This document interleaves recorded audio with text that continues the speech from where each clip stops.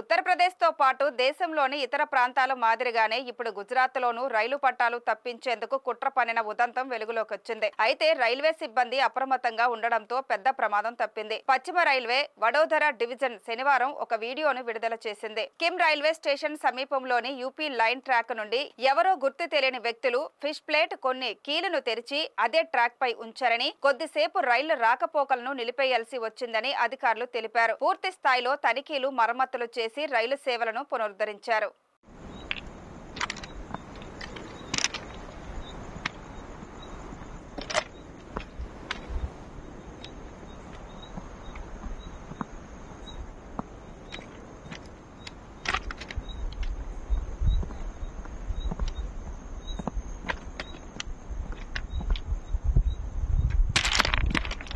जानता है मनीष, आगे तक लगाया हुआ है, आगे भी दिख रहा है।